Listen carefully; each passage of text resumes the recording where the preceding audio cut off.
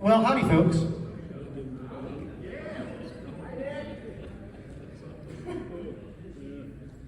I don't know how much this is needed because it's such a well-built space. Because you can pretty much hear me like this. But we're going to use the microphone anyway, just for fun. I have had a lot going on. Normally, I'm more prepared. I'm going to be referring to these. I apologize if I'm not giving you all eye contact, but I do want to make sure I say a few things. So we'll start here. Hi, my name is Nick Sider, and pretty much all of you know me and are friends of mine and neighbors of mine. And I've been working on a short film for the last 2 years, and pretty much all of you have known about this from the start. I've been talking about some silly little train project, and it's finished as of a few hours ago. So here we are to finish it up and see where it takes us further. And for anybody that doesn't know what Tales on the Rails is, it's what you're going to watch tonight is a proof of concept for a series that I have in my head that explores stories and folklore of history, particularly railroad history. I love trains. But the fantasy is that if I can make a series of train stuff, we can go even beyond that and keep telling American, but also just world folklore stories that deserve being retold in the 21st century. And the goal of doing that is to do it in a way that feels nostalgic and vintage and incorporates animation and artwork as well. And so the hope is that what you're going to see here tonight is truly an encapsulation of the overall idea. And so for the first episode, Exploring Train History, we are exploring one of the most famous incidents in train history that isn't as familiar necessarily today, but it is the wreck of Casey Jones in 1900, where a ballad was written. Many ballads have actually been written. The main one is, you can hear Johnny Cash's version if you want. Most people think of the Grateful Dead these days, but I assure you Casey Jones was not doing any cocaine or anything like that. He just was driving a train too fast. But this is a proof of concept. I hope it takes us further. For the start and for the goal, it's really to put them at places like railroad museums, including our local one here, which is the Inland Northwest Railway Museum, and we have a few of their people here tonight. And I'm going to be calling it out later, but a big part of this project, you're going to be seeing the caboose, of course, that is the set, and you're seeing the inside of it. The exterior of it, let me tell you, about a year ago, it was a little worse for wear on one side of it. Some of the wood needed some restoration work.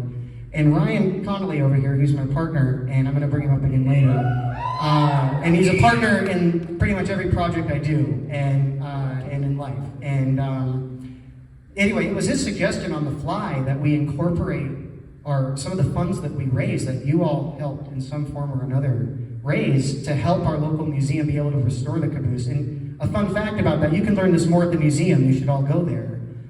It's 40 minutes outside of town in Reardon. That caboose was kind of the start of their museum way back in the 1970s. And so to be able to do this, tiny little project, but also be able to incorporate, restoration and leave something better than we found it a little bit, that really is something special. So that's one of the areas that I really would like to show these films, are at railroad museums where railroad history is going to be most relevant. And I also want to play them at places just like this, historic and vintage focused theaters, like the Garland Theater here. So before we get into my movie stuff, I'm going to actually switch gears. We're at the Garland Theater. Who knows how old that theater is? Anyone? Raise your hand. Yeah? Dave, how old is it? It is 80 years old. What year would that have been? There's a clue on the marquee right now. When did they open this theater?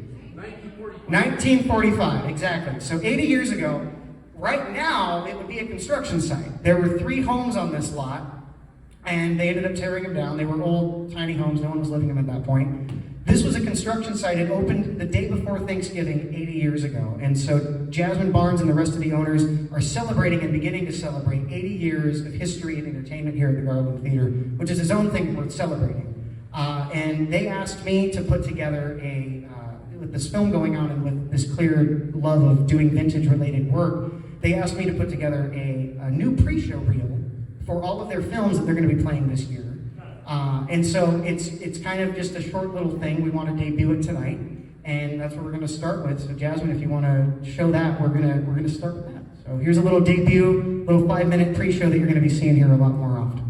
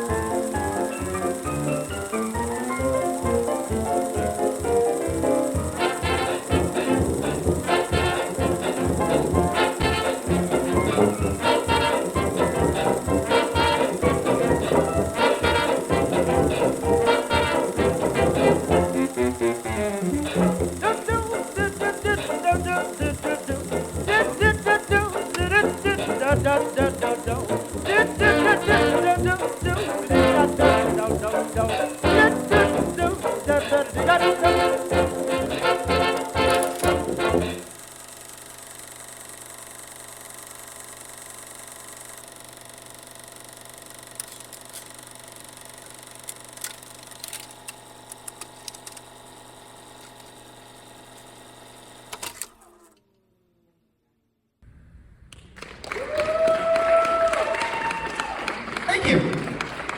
You know what's so fun is watching something on a big screen and finding a mistake in it. Did anyone notice the one misspelling I did? Amenities? I worked at libraries, folks. That's just embarrassing.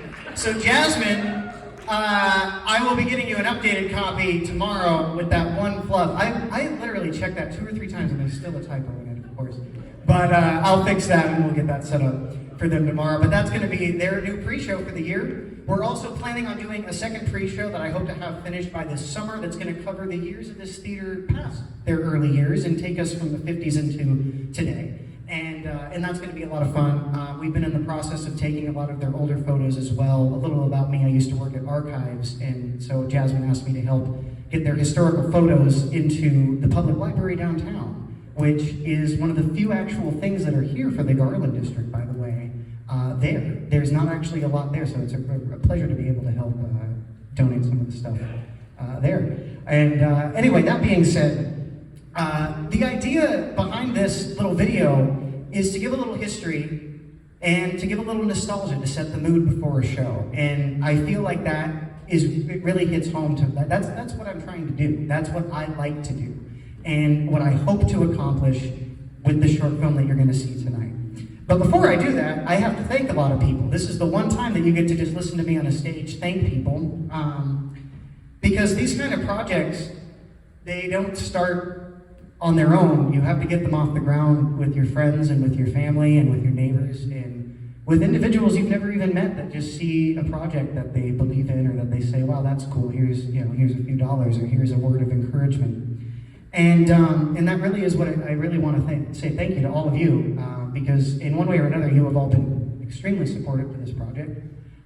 And even if it doesn't go anywhere beyond this, and beyond having a place at one of our local museums, and it's a treat to be able to put something together like this. Really, so whether you gave a few dollars or your time or your talent and your encouragement, I'm extremely grateful. And I don't want to get into the personal details, but really, this is a capstone moment for me. So thank you all, really. And if you want to give your all, thank you. Now let's get into the specifics. I want to highlight the team specifically that helped make this happen. I have to start with who I already called out, Ryan Connolly. Woo! Like I said, my partner in every way, and he's a producer in this in every way too. I mean, from the get-go, he's been my consultant, the first person I talk to, the first person I say, can you read through this script? Can you read through these changes? Can you listen to this ballad of Casey Jones one more time? So everything that you see tonight is in large part because of him. There's also one other person that I really want to highlight, because when I was planning this, when I was starting this production, some of you know, maybe some of you don't, my main project is an audio project called Green Valley Radio, and I've been doing that since 2020. But this is the first visual project I've done. And when I started this, I was planning on doing this truly as low budget as I could do. I was going to buy some cheap equipment. I was going to use an iPhone. And I was still planning on using the Inland Northwest Railroad Museum. That from the get-go, I was excited to say, hey, can we do something with you guys? In fact, I remember that trip you and I took, Ryan, way back 3 years ago, kind of just exploring and seeing if they have the kind of place that I had in my head, and the caboose they had was perfect. But we got to do a lot more than that. We got to do more than a low-budget project because of somebody named Adam Boyd, and I just really want to thank him tonight. I don't know what he's up to, but I know he's brewing beer, and he's brewing some of the best beer in Spokane. But his history is actually as an assistant director in the film industry, and he used to teach film at Eastern, and I think he's still involved in some way. And I'm forever grateful to him because while I was working at Garland Brewworks, he took it upon himself to get me connected with some amazing people and to be a part of it himself. He was the assistant director for this. I think it was the first project he ever touched, in a long time, and it's very meaningful to me. So I want to, thank you. Yes, and that's Adam Boyd is truly the definition of a good person and a good neighbor. And thanks to him, I have more people to thank. This is the thank you section. Thanks to him, I was able to connect with people like Michael Notar, who is the operator of Shutterworks, and he was our cinematographer. And a griptician, I still don't think that's an official name, but that's what we're using, Clancy, so that's fine. He was much more than a grip. Jay Warpenberg was a part of the production, and he helped Michael Notar, and he also is, at the end of this film, there's a little light gag, a little lighting trick that we did, and honestly, this is the one time I'll be able to share with people. We didn't know what we were going to do when we started production for this little lighting gag that you're going to see at the end. And if you've seen the previews, you know what I'm talking about. And he came up with that. Jade Warpenberg came up with that, kind of on the fly. And so I really want to make sure that he has the credit for that, because that's honestly, I think, one of the coolest parts of the film is how effective that looks. And beyond that, we also have Jeremy John Rogers, who's part of Bighorn Media. He did the sound. He was the boom guy. And we also had his assistant, Anna Weidman, on the slate. So I want to make sure that we thank them, because the sound, and I've told Jeremy and I had lunch a couple months back, and really, I think the sound is more important than anything else in the film. If you can hear a story, you know a story, which is ironic as ever, because when we did the preview here last September, the audio was off. But that's not Jeremy's fault, that was on the editing side. Jeremy, I just really want to say thank you, because you got the sound right, and it's perfect. And finally, and he's here too, Clancy Bundy. He was our production assistant that day, and beyond that, I mean, Clancy has been a part of a lot of my little creative endeavors, and he continues to be, and I'm very grateful to the friends that want to help me tell my silly stories. With that said, I have more people to thank, and some of you are even here tonight. Like I said earlier, this was crowdfunded. This started on Kickstarter, this started on GoFundMe, and it was only possible to get this started with friends, family, and neighbors. So a few people in particular I just want to highlight here. Karina and Joe, who are friends of mine. Jane, Clay, and Liza, who are right over there. Jade, Ian, and Oliver, who are right over there. And so Dale Van Ingen, he's a college friend of mine. He's not here, but I need to call his name out because he's probably going to be watching this recording later. And then a few friends of mine named Jessica and Izzy. Julie and Riley, where are they? I don't know if you know. Yeah, Julie and Riley, who were also our set media and made sure to capture the fun time we did producing this. But also, really, all of you, my friends, my family, my neighbors, and the individuals that help support this. Thank you. It's a 10-minute film, and I'm wasting more time. I don't think it's wasting. I'm spending the time to thank you longer than this film probably is, because, it takes a lot of work to do something like this. And that's because of all of you. So, thank you. And let's give you all a round of applause. So, we have one last thing to do before we show the film, is I want to highlight I'm just the producer here. I don't want my face on things, but I do want to put other people's faces on things.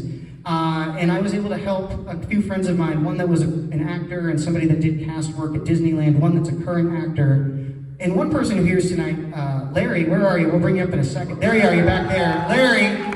Larry Cameron, who's never acted in his life, but he's brilliant in every way, including acting. You don't need to know how to act to act. And you don't. And you're going to see that tonight. He's an all-star. And finally, the other face, even though you're not going to see her face in the project, she's our animator. Her name is Aya Stone.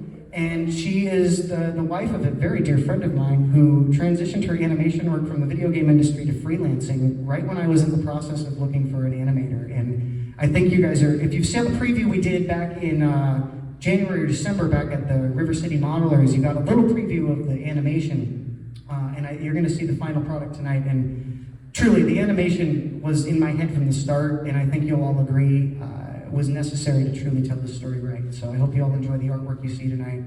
And Larry, do you want to come on up here for a second real quick? The other three, Brian Price, Liz Dye, and Aya Stone are not here because they live in California. We're hoping to do a preview night out there. I'm in talks with a theater in a small town called Carpinteria, and we're hoping to do a preview night there later this year. But we do have one actor here tonight. This guy right here. Give him a round of applause as I get my foot stuck in the stage. So Larry here plays our engineer in this little story, and if you wanted to say a few words about it, I just... I'm really not an actor. I just play one in this show, really. This was great. I met Nick through Ryan, and I'm a beekeeper and have absolutely nothing to do with railroads. But this was an absolutely epic project, and to get to see things from the other side was a lot of fun. And having watched movies and getting to see, all of the goofs and outtakes, I was that guy. I was the one that was like, cut, no, do it over. So thank you, Nick, for your patience, because I haven't acted for 40 years since high school, and even then we wouldn't call what I did acting. So this was a hoot. I had a blast. It was a lot of fun. The one question I got a lot of after the preview that we did here last time was, is that a real beard? That is my real beard. Yeah, I almost shaved it off. I actually texted Nick and I said, hey, you want me to keep the beard? And he's like, absolutely, keep the beard. Much to my girlfriend's chagrin. She was like, oh, God. So that is the real deal. So thanks everybody for being here. Thanks Nick for allowing me this opportunity to be here. It was a blast. So thanks everyone. Thank you, Larry. He makes it sound like we were cutting him every 5 seconds. He did amazing. And I think you're going to see tonight that, and this is really the key thing with me, I did a little film stuff in high school, but beyond that, I'm just a fella. I'm just a guy. And that's the point. You don't need to be special to do something. You all can do things. Larry has never acted in his life. You know what, Larry? I bet you weren't beekeeping when you were a kid, were you? I was not. You weren't? Okay, good. It's possible he was. I don't know. He's a pro at it, but that's the point. You only get good at doing something, and you only do something when you do it. So much of what I want to do with this storytelling is really to build teams of people that are skilled and aren't skilled in the areas, but just have a passion for the project and a passion for the story that's being told. And so with that said, I do want to do a short video clip here. I was able to get our actors and our animator to send us little clips because I would really like you all to see their faces out of costume and meet them real quick. So Jasmine, if you could pull up that next video. Oh, wow, yeah. Let's do it. Okay. Hey everybody, my name is Brian Price. I had the privilege of playing Conductor O'Connor, and while I can't be there in person, I wanted to take a moment to say thank you to everybody who donated or shared the link so we got awareness out there and donated their time. I really hope you enjoyed the film. Hi everyone, my name is Liz Dye. I play Fireman Lou Jenkins in our film, and I just wanted to say thank you from the bottom and the top of my heart for coming out to support the whole filmmaking process and seeing where we're at. This film was so much fun to make, and I really hope you all enjoy it, taking a little bit of a step back into history to watch our story. So sit back, relax, and enjoy. Hi, this is Aya. I'm the animator for this project. It was really fun to work with Nick for this project. Also, it was inspiring to learn about Casey Jones' story. I hope you guys enjoy the film. All right, so a little taste of the other people you're going to see in this film tonight, and of course our animator. A few things about them, just because it's so fun to share. Brian, at the beginning there, he was, you all know Mary Poppins, right? And the other person, of course, is Bert, played by Dick Van Dyke. He played Dick Van Dyke at Disneyland for about 10 years. He was that performer. He was one of the main people at Disneyland. And so to have somebody with that level of skill set to do a role like this was a lot of fun. Liz Dye is one of those people that says, you know what? I want to do something different. And she decided to start acting in her 30s. She's been in quite a few commercials now. She keeps continuing to audition for television shows. I know that's one of her goals. And to be able to contribute something to her own craft by saying, be a part of this, that's something special. And like I said earlier, Aya Stone, she has a great background in artwork and animation in the video game industry. This is her first freelance project. She had just switched it. She just decided to do freelance just about a month or so before I was saying to her husband Grayson, a dear friend of mine, and we were just chatting, and I said, yeah, I'm looking for an animator. And he said, oh, I might know someone. And then a few days later, he emailed me saying, what do you think about my, at that time, fiance, Aya? And I said, let me see her artwork. And her style, as I think you'll agree, matches exactly what we're trying to pull off tonight. So with that said, let's watch Tales on the Rails. I hope you all enjoy it. Enjoy Casey Jones' last ride. Thanks for being here.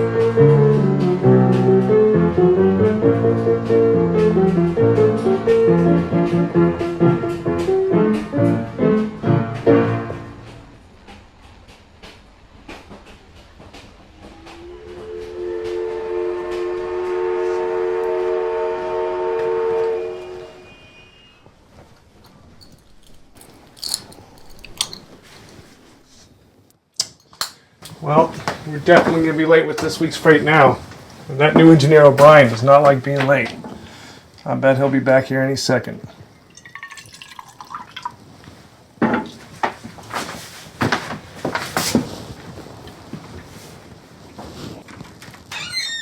Conductor O'Connor, you here? Back here, O'Brien.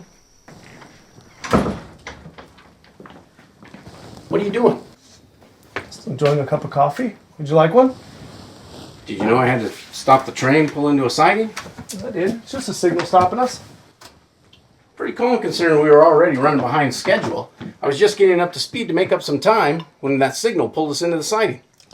Probably just the westbound Overland holding us up. Not much to do but enjoy some fresh coffee and wait it out. Where's your fireman? Jenkins, I got them checking the engine. Waste of time if you ask me. What's a waste of time? This, sitting here, is a waste of time. We only had a few miles left on the main, and it's clear. It was a faulty signal if you ask me. Mojave just inspected that signal last week. Maybe he did. It was better in the old days when we had real signalmen, not these electronic flags. No way to be able to cut time now. Cut corners, you mean? Easy, O'Connor. You folks from Green Valley may not have to worry about late trains. But in the big city, they don't mind if we break a few rules to get the job done so long as we're on time. And you think that's how we should go about doing our business? Absolutely. You know, you sound just like Casey Jones did back in his time. I would do well to sound like Casey Jones. May you rest in peace. You know he died on the rails. Indeed he did. But did he really have to die? What do you mean by that? Well, surely you know the story. I know the ballad. The ballad, yes. A great ballad, but it does miss some of the nuances of that fateful night. We have some time before that Overland gets here. Why don't you take a seat and I'll tell you about him. We're already behind schedule. Tell your story, O'Connor. Well, it was a faithful, foggy, fairly rainy night, much like tonight. Casey pulled into Memphis on time with a trainload of passengers from Mississippi. Before he could even exit the locomotive to take a well-deserved break, the station master told him to take charge of the return train. And Casey Jones said yes, as any good engineer would in a time of need. Yes, but should the Illinois Central have put him in that position in the first place? I'm not here to talk labor rights with you, O'Connor. Neither am I, O'Brien. All I'm saying is that the railroad taking a loss on a late train was more important to them than making sure the engineers were well rested. Casey Jones drove the train on his own volition. He could have said no to the return trip. Yes, he did volunteer for the job, but you know Casey Jones was a company man, and the Illinois Central gave him his dream career, being a high-wheeling engineer. And in return, he assured them that he would do whatever it took to get those trains in on time. And he was nearly almost always on time. And he famously broke a few rules, or bent them at least, to do so. He got the job done. Indeed he did, all the way up until that night. Casey took off at nearly midnight with a trainload of passengers, an hour behind schedule. And he got his train up to speed to make up for that time. Yes, he did. And how fast do you think he was pushing that train to make up an hour that night? I'd wager he was doing at least 90 miles per hour. Exactly right. Sim Webbs, the fireman, still claims to this day that they were up over 100 miles per hour. Casey was taking that train to its limit that night, driving it around bends in the fog and the rain. He made up his minutes and seconds where he could. And he either missed or didn't see the flag telling him to pull into the siding. That's disputed. What's disputed is if he saw the flag or not. All the same, if Casey was going the regulated speed limit, he very well may have seen that signal pulling him to the siding. But he would have been late otherwise. Well, he certainly was late regardless, wasn't he? Well, that's true. The train never made it. Because, as is the nature with the rails, there was a train on the line. And that signal was pulling him to the siding till they could get that train off the main line. What was the issue with that train? The ballad doesn't talk about that. Yeah, a broken air hose or something like that. All the same, as Casey rounded that bend, his side of the locomotive was obscured, so he didn't see the red lights of the held-up train just ahead. Sim Webb, being on the other side of the locomotive, was the first to notice the stuck train. He alerted Casey. Casey put the throttle in reverse and activated the brakes, but at over 100 miles an hour, there's no stopping that train. You forgot to mention that Casey Jones had his fireman leap from the train in time. Right, old Sim Webb fell unconscious as soon as he hit the ground. The last thing he heard was the screeching wheels and Casey blowing the whistle as the two trains collided. Heck of a way to go. But Casey Jones saved a lot of lives that night. Yep, he saved everyone. He saved the crew, he saved the passengers, he saved the crew of the other train that was stuck on the rails. Everyone except himself. Our lives are always in jeopardy on the rails, O'Connor. You should know that more than most. You're quite right. What am I missing, O'Connor, with Casey Jones's demise some 45 years ago while we're sitting in a siding waiting for the Western Overland to pass us by? Well, you came in here complaining that that signal was faulty. Do you think we should have continued? Absolutely. We're only on the main for a few short miles before we hit the junction to Green Valley. So tell me, O'Connor, what's the moral of your story? Well, I guess our connection with Casey Jones is...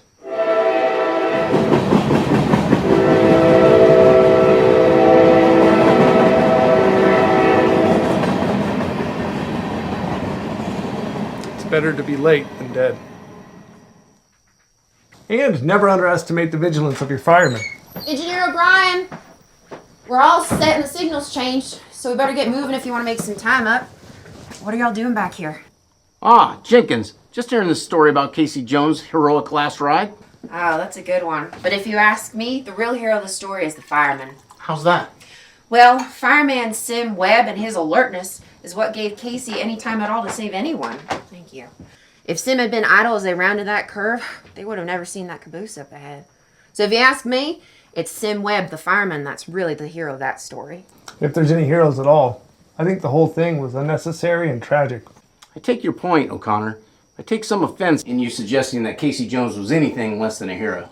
Rest easy, O'Brien. He was a hero long before his last ride. How's that? Well, surely you know the story of how he saved a little girl stuck on the tracks from certain death? No, I don't know that story. Oh, that's a good one. Yeah, perhaps another time, though. We don't know how long the main line will be open. Right you are, O'Connor.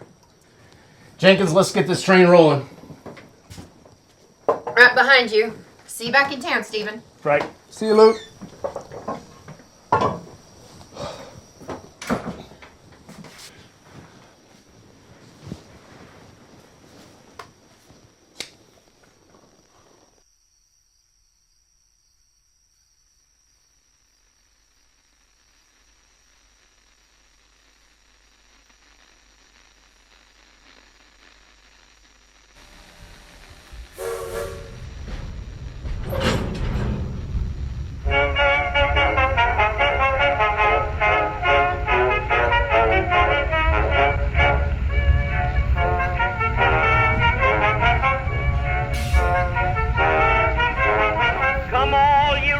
If you want to hear a story about a brave engineer, Casey Jones was the rounder's name. On a 6/8 wheeler, boys, he won his fame. The caller called Casey at 4:30, kissed his wife at the station door, mounted to the cabin with his orders in his hand, and he took his farewell trip to that promised land.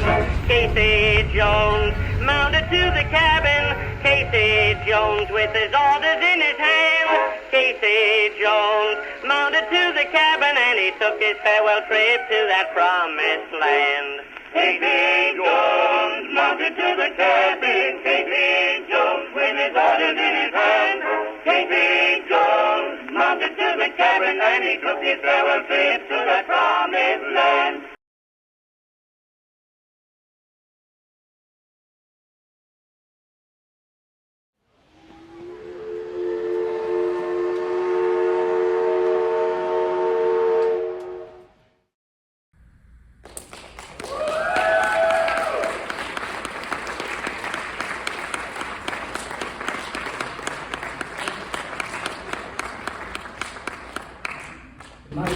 Mike seems to not be working, so I'll just say this out loud as I can.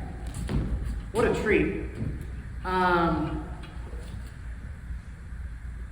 It doesn't matter how you tell a story. It doesn't matter how much money you have to tell it. It doesn't matter if you have a large team, a small team, or if it's just yourself. The important thing is that a story is being told. And the important thing that I really hope that anything I try to do and put out there is a reminder to everyone, regardless of who you are, regardless of how old you are, anyone can tell a story, and stories should be told. So that's really the core of everything. And that's it. Thank you for being here.